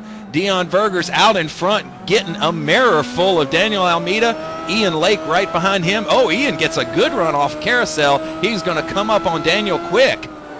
And Daniel and Dion are going to be holding themselves up as they fight it out. So we'll see what happens as they come out of this keyhole turn number 2. Whoever gets the best run. Oh, and under brake, and Daniel gets really close to Dion. And as we're watching this battle, Tom, I was just taking a quick look. Height Cotter is not going to be able to make it on one stop. He is currently in the 3rd spot. Ray Alfala, I don't believe he's either going to make it on one stop. He is currently in 5th. So those guys should drop some in the standings after they make their 2nd stop. We are currently working lap 50, 11 laps left to go. All right, so with 10 laps to go, let's run through the field really quick now that all of the pit stops seem to have happened, other than Brian Heitkotter. We're not real sure about him. Sean Purdy, not real sure. Oh, he's actually already pitted. So now Brian Heitkotter is the only person in the top 5 who's not pitted. Ilka Happala still out in the lead in front of Richard Towler. Richard Towler 2.6 seconds back in 2nd. Brian Heitkotter in 3rd position, 12.8 seconds, 13 seconds back in 3rd. Sean Purdy in 4th. Ray Alfala takes up the top 5. Dion Vergers brings in 6th as we watch that battle. Dion Vergers, Daniel Almeida, Ian Lake, Florian Goddard in 9th, having another great race. Brad Davies in 10th. Darren Marsh, racing upside down in 11th. Richard Crozier in 12th. Andrea Baldi in 13th. Matt Sintel in 14th. Mark Payne in 15th. Dave Hoffman 16th in a battle with Richard Crozier. Richard Crozier now on top of that. Florian Goddard, another one racing for 30th. Those guys need the best race they can possibly pull out. Jan Ziliakis on 17th. George Sandman in 18th. Ryan Murray in 19th. And David Soror in 20th. Just a quick note, last lap by Ilka Happala, Richard Towler, both sitting their fastest laps of the race. You think they're relaxing? They are not. They are going at it. Andrea Baldi off the track. We're going to take a quick replay of that. Andrea Baldi in that beautiful white car. I think y'all mentioned how beautiful that was last week, 2 weeks ago at Phillip Island. The paint scheme of all paint schemes right there. So to finish your point, Frosty, let's talk more about this, the series. I mean, when we're talking about sim racing, we're not talking about people who are able to develop cars to come up with new little aero tweaks, with figuring out some little thingamajiggy hickamajogger that makes them a little faster that they can buy or have made. This is the epitome of what we call of spec racing. They're given a car. They're able to set it up to their own liking, but this is spec racing. I mean, is there anything that you can do to even the field out any more than you already have? I don't think there is.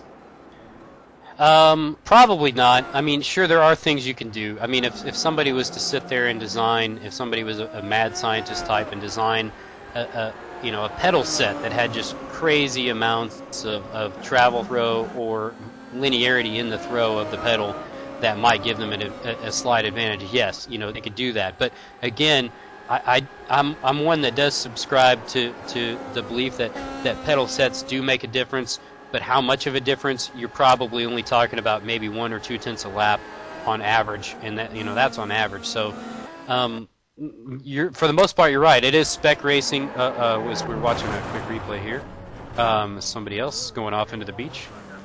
Crozier off the track. So the pro guy's probably taking a big sigh of relief that he didn't actually hit the wall there. But back to your point, yeah, for the most part, this is very spec-ish type racing. Setups do play a big part. It definitely does help to be on a team that you can work together on the setups. But for the most part, you're right. There's not a whole lot you can do, as we're now taking a look at Daniel Almeida on track. And I really do think it's about the only sort of way that spec racing is going to work in the sim world. So I'm certainly looking forward to what Steve and the team will come up with as far as anything. Wow, and oh man, looks like Daniel got a good run on Dion Vergers there coming out of Carousel. As we continue to watch that three-way battle now, looks like Florian Goddard is back quite a bit, but Dion Vergers, Daniel Almeida, and Ian Lake. I'll pronounce his name 5 different ways this race, I'm fairly sure. As they head up and now go through the keyhole. That's a downhill. That's what makes that turn sort of strange, is that little downhill section there in turn 2. Ian Lake's name is definitely hard to pronounce. I was thinking, Dion Vergers or Verger. Oh, Almeida and Ian Lake battling it out there. So Ian must have gotten a much better run down the straightaway, possibly carrying less wing than Daniel. So as we're coming up on lap number 55, let's take a look at where lap number 55. Ilka Happel is still out in the lead. Richard Towler not really letting go, but 1.6 seconds back. That's close to keep an eye on him, but not close enough to think. I think he's probably pacing himself. He might be trying to put a little pressure on Ilka, but, I don't know that Ilka's really ever succumbed to pressure this season. Sean Purdy having a top 3. That'll be another good third place for Sean Purdy. Actually, I believe he had a second 2 weeks ago in Phillip Island. Yeah, Sean's had a couple seconds this season.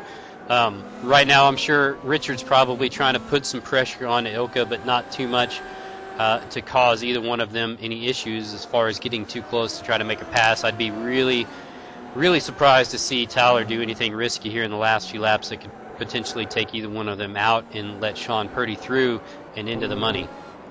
So currently world champion Richard Towler for the NASCAR Oval Series, running in second position, will lock up second if the race were to end now. Richard Towler would be in second. Ilka Happel would be in third. At this point, there'd have to be something major happen to Richard Towler and drop down beyond 16th or 17th. I think even if he went out now, the 20th would be the worst that he would be able to be. 5 laps left to go, Tom. So, Frosty, look back over the season. What have you thought? We've interviewed Steve Myers and we've interviewed Tony. You've been at actually more of these races than I have as the announcer. So, summarize the season in your own words. To me, it's amazing. I mean, I've watched. I was, as a lot of people know, I raced radio-controlled cars for many years, and I watched that go from just a hobby to guys making over 6 figures a year, doing nothing but just racing. Hopefully sim racing is going to take a similar path, and iRacing is definitely putting sim racing on that path towards something bigger. And it's been a pleasure to be a part of it. I sure appreciate PSR TV and iRacing allowing me to do these races, and hopefully haven't been too silly at times for people out there during the season. But it's an honor to be a part of it. I think that sim racing is going to become something much bigger than it is, and iRacing definitely at the forefront of that. Anybody not currently in iRacing, hopefully they will go and get a subscription so they can become a part of it. One of my favorite lines in a movie that a good friend of mine, Ray Polito, showed me was a movie called Dust to Glory, and it says, rarely when you're making history do you realize it at the time, how big it is. That's kind of summarizing it, but I'm sure Gregor, Richard Towler, those guys probably don't realize how big these moments are, the things that they're accomplishing out there, as well as iRacing doing the same, and everybody making history this year. It's been amazing. So congrats to Gregor, Richard, Ilka, Sean Purdy. All these guys have done amazing. Brad Davies, all these guys that have helped make all the season in DWC, both road and oval, amazing this first year. Very good. Nicely said. It's very good coverage. And I agree with most of what you say, or actually all of what you say. I only, from a broadcaster standpoint, can hope that what Ian and PJ and certainly Chuck and the guys in the background are doing can lead to you and I being stupid and silly on national television. Which is what I am enjoying about this. I'm enjoying the racing by all means. I do hope that what we can put together in the next few months or years can lead to at least one race being showed on 3 Wide Life or something along, maybe just highlights from that. I certainly think 3 Wide Life would be a good place to start with that, and congratulations on Steve and Sean and the marketing team for putting that deal together. But definitely take a look at PSR TV. 26% of you guys have never seen a race before. Definitely go check out psrtv.com/archive and download some of these races, some of these past races. You can understand some of the inside jokes that we've been talking about. Go to Twitter, twitter.com/psrtv. Ian does some updates, and I believe PJ and Chuck both do as well. Twitter updates to sort of keep people posted as when races are up for download and things like this race, pre-announcements and that kind of thing. So go sign up to. And one other thing, if you're not on iRacing, definitely go check it out. I mean, I know most of you have probably heard of it. If you've not, then certainly Frosty's little summary of it earlier was enough to make me go sign up again. And so, iRacing.com. They certainly are always having some sort of deal going on. I don't know if we're watching the Ian Lake, Daniel Almeida. Ian Lake is really now pushing it. But go check out iRacing.com. They always have a deal. I believe they have $5 for the first month right now. I believe earlier. They are always, the community is very vibrant. And definitely check it out as we see Ian Lake now. And it looks like Daniel is really forcing the issue. He is really driving defensive, and that's slowing down.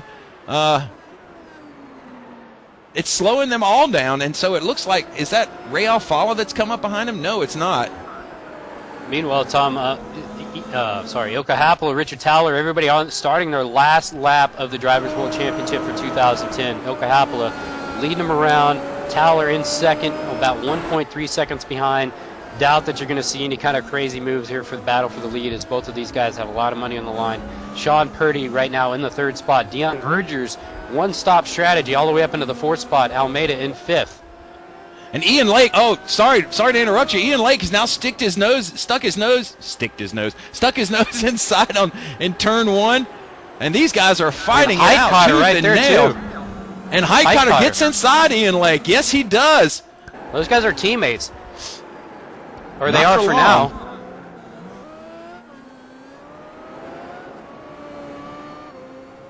Final corner So as for we the take leader. a look, Ilka Happela will win. Richard Towler in 2nd place, round number 18 here at Mid-Ohio for the iRacing Drivers World Championship for the road courses.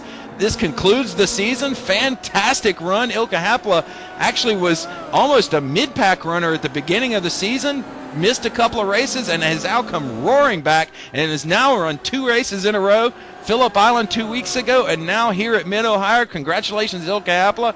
Richard Towler in 2nd, Timo Ryan. Ilka Happela's teammate Sean Purdy in 3rd, Timo Ryan. Dion Vergers, Sean Purdy's teammate, in 4th position. Daniel Almeida rounds out the top 5. Ian Lake looks like he could not get around him in time. Probably will have something to say in the forums of how great a run he had fighting with Daniel Almeida. Brian Heitkotter in 7th position. Ray Alfala in 8th. Florian Goddard has a good run in 9th. Certainly will clinch his ability to stay into the top 30 and be invited back as a DWC driver next season. Darren Marsh has an upside-down victory in 10th position. Brian Davies, the runner-up in the Oval Series, grabs a 11th place. Richard Crozier, another fighter for the top 30 to get into the championship for next year, in 12th. A good run for him. Sim racing legend Matt Centel in 13th. Mark Payne in 14th. David Hoffman rounds out the top 15. Man, Almeida did a great job holding off a very late charge of Ian Lake. And I tell you what, Brian Heidkotter not doing his teammate any favors there, as he was right there putting pressure on Ian for that 5th and 6th and 7th place battle. So Almeida, great job holding off Ian Lake and Brian Heidkotter both on the last lap. Daniel Almeida's first top 5 of the season, a fantastic run for him, being able to fight off Ian Lake. Ian Lake also at 6th position, although he just missed his first top 5. These drivers now form their way down into the pit road for the last time this season. They will get a few months off, and then they'll do it all back over again. We'll wait for the rules package. We'll wait for the changes that they're going to make in the season. We'll wait for new tracks. Actually, I believe we are waiting for the new car, and something we've not talked about yet, Frosty, is the new car for next season. Yeah, I believe it's going to be the Williams FW31 for next season, so that should be exciting. Throw a new mix into it for these guys. A whole new car. Hopefully we'll be able to get a lot of these guys into the booth for some post-race interviews as well.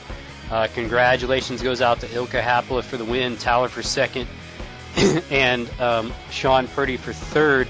Huge congrats goes out, even though he wasn't here. Don't forget Gregor Huttu, dominating season for him, winning the 10 grand, taking it home. Towler in 2nd for the 3 grand, and Ilka Happela with the 1 grand in the 3rd spot overall. So with that, BSR TV, I think we should probably take a little bit of a break here and then come back with some interviews. We'll talk to Steve Myers, possibly Tony again, Richard Crozier for sure, Ryan Murray, Richard Towler, all queued up to talk, and we will be right back in just a few seconds.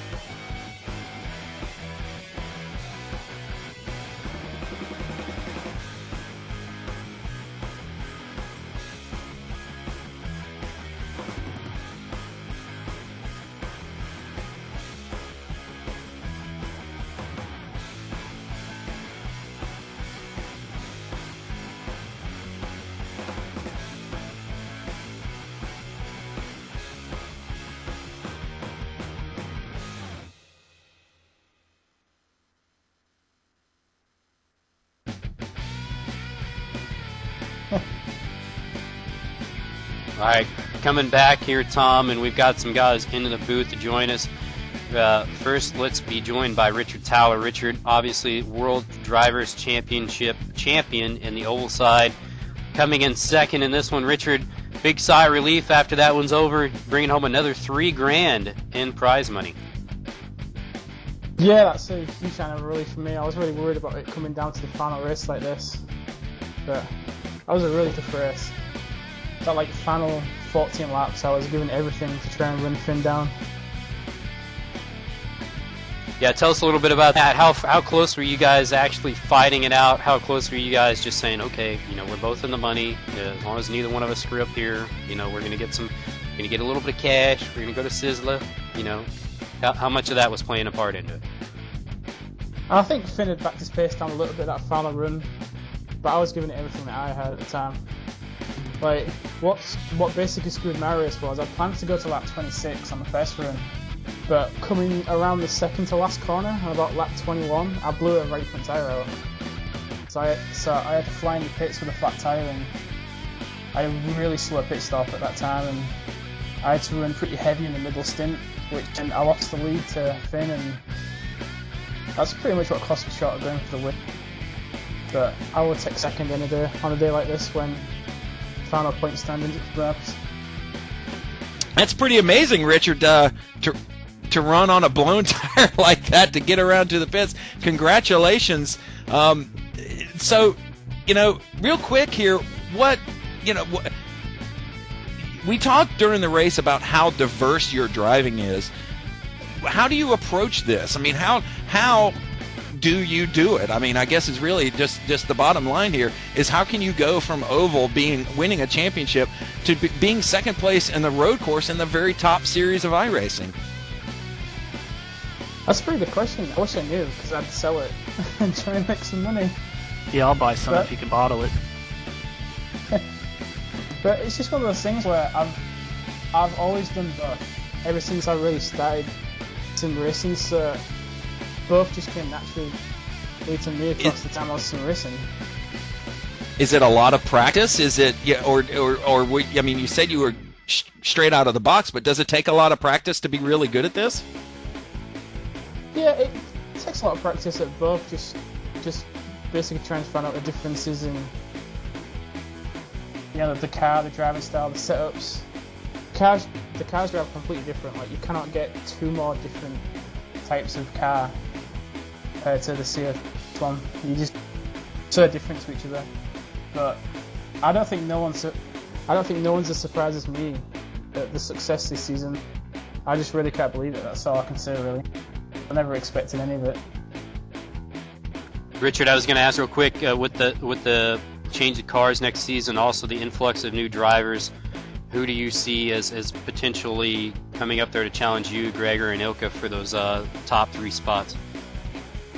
I'm really looking forward to next season. I think looking at the way the Burst Series is going, Luca Massia, I think is looking really strong. So he's right there with Gregor, to be honest. So, but there's going to be an influx of guys coming in. There's like 3-4 guys in the Burst Series that are going to be fighting for the top 5 in this series. I think it's going to put on a great show next year, especially if we get to drive the Formula 1 car. Awesome, I think. Hey Richard, it's Steve Myers. I just want to congratulate you on a terrific season, second place in the road here, and then obviously our champion on the NASCAR side. So really excited for you and really excited for everyone here on the series. You guys did a great job, and it's been very exciting to watch as a fan, and great job by PSR TV guys as well to put together these terrific broadcasts. So, and also congratulations to Ilka on the win and third place. So, terrific job this season, Richard. Steve, yeah, it's been a great season, and thanks, and basically thanks to you guys at iRacing, and and just basically everyone that's involved in iRacing. You can't do it without us doing this, but you can't do it with everyone else in the service as well. So basically, thanks to everyone. Well, it's our pleasure, and we're looking forward to another great season next year, and another exciting fight between you and Gregor and Ilka and all the new guys coming in, and on the pros on the oval side, and Brad, and terrific job that he did as well. So I'm looking forward to next season.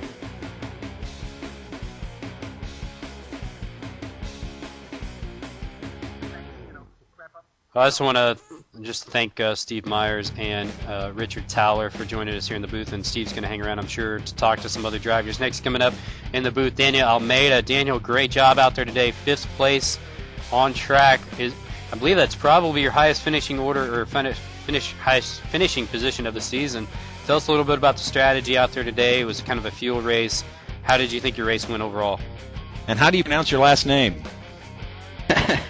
Well, the last name is Daniel Almeida, not Almeida or something like that, but well, that's not important. Yes, I had my best finish of the season today. It was a pretty good race. The only problem I had was that I wasn't expecting the one-stoppers like Dion in front of me, so I was a bit surprised when I came out behind him, but well, it was actually a great race nonetheless, and I'm happy that after a pretty bad season that I had this end result. Right, it's a good point. So tell us about the fight. Ian Lake was really putting a lot of pressure on you those last 5 laps. Took a couple of looks inside up in turn 2 and down in turn 4. Were you driving defensively? It sort of looked like it. We noted that during the broadcast. It looked like you were driving defensively down the front straightaway to keep Ian behind you. Yeah, that's right. Because when I came out of the pits behind Ian, I was clearly faster than him, and I tried to pass him with a few dive bombs. The problem was that my tires they got pretty bad after a few laps, and because Dion was actually a bit slow in front of me, Ian could close the gap quite quickly. So I had to decide: do I want to keep attacking, or do I want to defend my position? So I thought it's better to keep a top 5 than to lose 1 or 2 spots more. So I just switched to defensive mode, and I think in the end it was the right decision. Yeah, Daniel, great job there. I know that the two teammates behind you probably helped out a little bit there. Height Cotter and Lake kind of battling it out. I'm sure you were kind of relieved to see that on the last lap as those guys went at it. Yeah, that's right, yes. And that's certainly going to help you in the points championship for the season. You were 19th headed in. I'm not really sure after the drops where you're going to end up, but it certainly looks like you could leapfrog drivers like Ryan Murray, Ray Alfala, John Prather, Mauro Baselier. I mean, you were in a good fight for 15th there. So once the final standings come out, good luck to you. I think you did a fantastic job here right at the end. Okay, thank you very much, guys. Thanks, Daniel. And let's see. Let's bring in. I tell you what. Let's talk to Ray Alfala next. Ray, great job in New York, qualifying for the trip to Germany, having another great run out there today, finishing up in the 8th spot. Been on fire here lately, Ray, on the road side. Is this something that we're going to see more of next year, or did you just kind of catch fire late season? Seems like you've picked up the pace here lately, I guess is what I'm trying to get at. I don't really know. I think it's just that it's taken me this long to get used to the car. As Richard said earlier, the COT and the IndyCar, which is mainly the 2 cars that I drive, apart from the Nationwide car, they're totally different. So I might run terrible at the beginning of next season with the F1 car, but I think it's just getting used to the car and settling down. I made way too many mistakes at the start of the season. Race after race, I would just wreck, and I've managed to sort of just calm down a bit. That seems like a good strategy. I was talking to Richard Towler, Ray, about the same thing. So how, as a guy who's done really well in both series, what sort of approach do you have to better yourself in both kinds of cars? I mean, able to jump from one to the other. Do you practice a lot, or did it just kind of come naturally to you, or both? I don't know. I've definitely put more weight into the oval side just because I knew I'd be better there by default. But practice. Yeah, you got to on the road courses. You got to practice longer as far as just learning the track. I had never been to Mid-Ohio, and a few days ago I did my first laps, and I was completely terrible. I was like, wow, I'm gonna DNQ for this race since there were only 28 stalls, and just kept doing laps. On the oval side, you pretty much know the track. It's an oval, so but you got to figure out the car, and that's the hard part. Figuring out what the car wants and racing around traffic and stuff like that. We're on the road. The car responds pretty much to anything, but you got to figure out the track more. Ray, I think you did a great job, man. I've raced with you a lot in the past. You're a great competitor out on track, and I'm really happy to see you pick up the pace late in the season because I think, like I said, I think you're a great driver, and the results at the end of the season finally showed the ability that you have and what you can actually do on track when you put your mind to it. So congrats, man. Thanks. Before I go, I want to thank iRacing, and also, congrats to Gregor for totally dominating and, just taking the last 2 weeks off and just watching because he won, I think 16 races, was it? So pretty much a perfect season. So, also good job to Richard on second place in the points. It's huge. He wins the oval and gets second in the road. And also Elka, I believe, got 30 points, so good job to him. And just thank iRacing, and really looking forward to next season with the F1 car. That should be a lot of fun.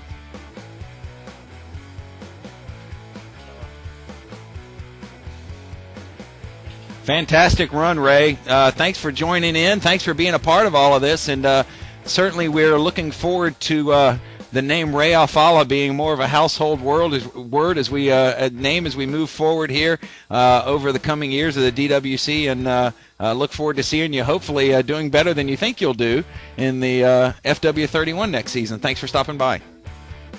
All right, thanks. All right, let's go ahead and bring in, as we're waiting, we're building drama here for Richard Crozier to come into the booth, but, excuse me, let's go ahead. Uh-oh.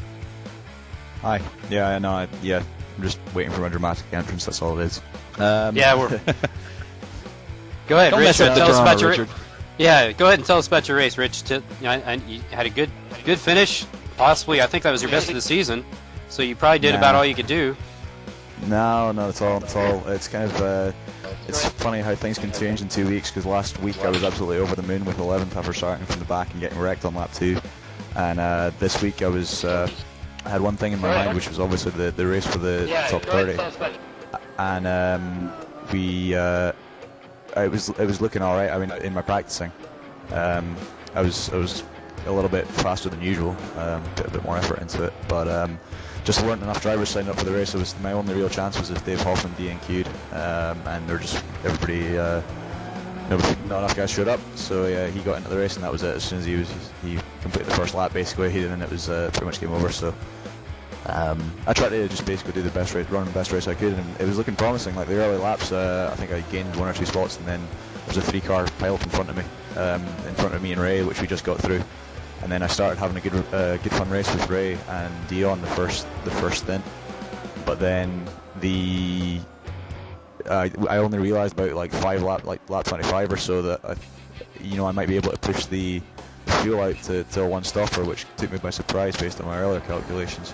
And so I backed off with 2 laps to go. I think it looked like Ray and Dion did a much better job of conserving their gas. I had to back off something fierce on the last 2 laps before the stops, but I managed to make it to lap 30. And then just coming out the pit stall, thinking that I'm good to go ahead of the 2 stopping guys, then I got a black flag for speeding in the pits. So that cost me, 30 something. So I was sat in the pit stall for about 15 seconds. So it's quite frustrating. I think I could have definitely been up with Dion and Ray and all those guys 4th through 8th, maybe, because I think my best result so far has been 9th at Indianapolis. So I was hoping to better that just to finish the season on a high, and it's kind of a shame that I kind of threw it away a little bit. But that was still a fun race. I wasn't driving all that well at the end, but it was quite intense, and there seemed to be a lot going on. It's just a shame I missed out on that fun 4-way battle at the end between Dion, Dan, and Ian and Brian.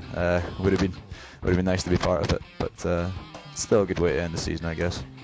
Well, congratulations on a fantastic season, Richard. I know it's a little disappointing on from where you sit, but Richard Crozier is a name that we definitely covered quite a bit over the course of the season. Certainly you have the added advantage of having the voice just like Dario Franchitti, so congratulations on that as well. We look forward to you certainly driving your way into some of the races next season, and thanks for stopping by this afternoon. Yeah, hopefully I won't be having to drive my way in, because we should be able to make it through in the Pro Series, which basically that was my main motivation. We should be able to... I'm going to have to race the V8 through to January now, but hopefully we'll make the cut and then be back for the F1, which everybody's looking forward to next year. So thanks for having us along. Thanks to iRacing for putting this on, and thanks to you guys at PRSR TV for broadcasting it, and for sponsoring my car as well.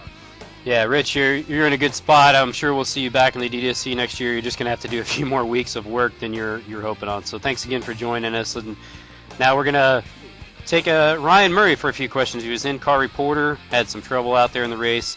Ryan, as the manager of Team Podium Assault, first season in the DWC as it is for most teams.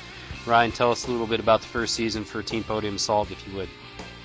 I'd say it's pretty successful. I think we're going to have one guy in the top 10 in Brian Heitkotter, who's just Mr. Consistency with any car he's in. And then I believe Matt Sentel will probably finish 11th in the points, Ian Lake right behind him, maybe in 12th.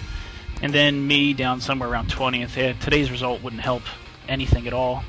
But it's great. We got Mark Payne, who's blisteringly fast. It's just seemed to have a little bit of inconsistency at the end of the year, and George Sandman, and it looks like Tim Holgate fell out of the top 30. So, he's our setup guy, and hopefully he'll stick around with and throw some setups our way with the F1 next year. Yeah, George is also here with us. Here's your teammate, Ryan. George had a good run in New York, but didn't quite make it. Finished 16th overall today. George, tell us a little bit about your first season in the DWC. I know you've been dominant in other leagues that you've raced in. This is probably a new experience for you. Yes, the competition here is definitely awesome. I just never seem to get the feel of this car real good. Hopefully next year will be a little bit better. But definitely want to give a shout out to the Podium Assault team members.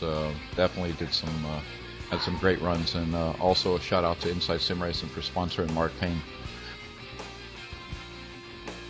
Yeah, George, fantastic. Tom Beatty here. I raced against you. You were dominant at Racer. You and I have been friends for quite some time. You actually have a special place in my heart because you're still hardcore running that ECCI wheel. And I saw your interview on the Intel GP series, and you just weren't used to that force feedback. But there's those of us that are still those hardcore non-force feedback guys.